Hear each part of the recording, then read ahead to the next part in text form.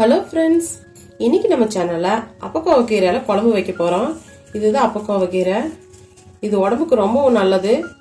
இதை நம்ம பொரியல் பண்ணலாம், துவையல் பண்ணலாம், குழம்பு வைக்கலாம். இன்னைக்கு நம்ம குழம்பு வச்சு காட்டுறேன். வாங்க எப்படி பண்றதுன்னு பார்க்கலாம். இந்த அப்பக்கோவ கீரையை பொடி பொடியா நறுக்கி வச்சுக்கலாம். இப்ப கீரையை பொடி பொடியா நறுக்கியாச்சு. இது இருக்கட்டும். குக்கர்ல 1 கப் துவரம் பருப்பை கழுவி சேர்த்திருக்கேன். இதுல ஒரு மீடியம் சைஸ் தக்காளியை சேர்த்திக்கங்க. இது கூட 1 ஸ்பூன் சாம்பார் தூள் சேர்த்திக்கங்க. 1/4 ஸ்பூன் மஞ்சள் தூள் சேர்த்திக்கங்க. பருப்பு மூழ்கிற அளவுக்கு தண்ணி சேர்த்திக்கங்க. இத 2 விசில் விட்டு எடுத்துக்கலாம்.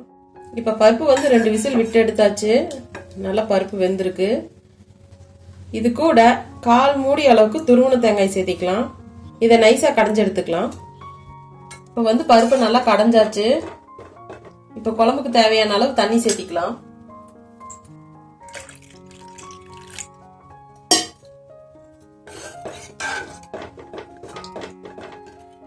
போதும், குழம்பு இந்த அளவு இருந்தா போதும்.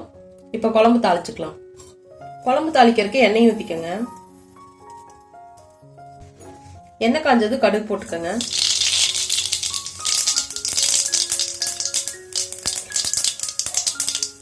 கடுகு நல்லா பொரிஞ்சது 10 சின்ன வெங்காயம், 2 வரமிளகா, 1 கொத்து கருவேப்பிலை.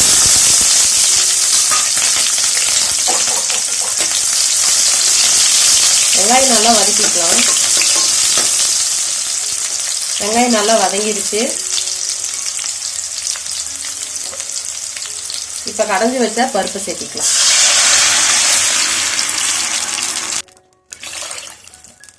குழம்புக்கு தேவையான அளவு உப்பு சேர்த்திக்கலாம்.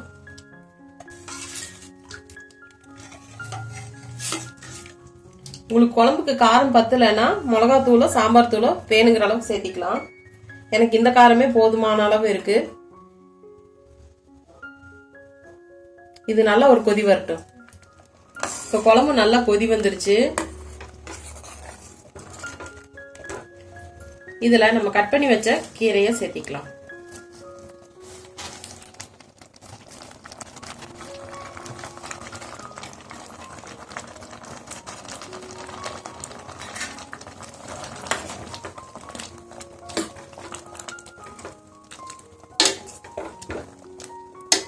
இந்த கீரை ஒரு கொதி வந்தா போதும்.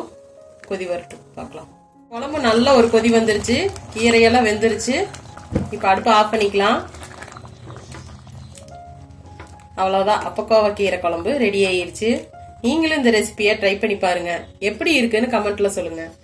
உங்களுக்கு இந்த வீடியோ பிடிச்சிருந்தா லைக் பண்ணுங்க, ஷேர் பண்ணுங்க. மறக்காம நம்ம சேனலை சப்ஸ்கிரைப் பண்ணி சப்போர்ட் பண்ணுங்க. தேங்க்ஸ் ஃபார் வாட்சிங்.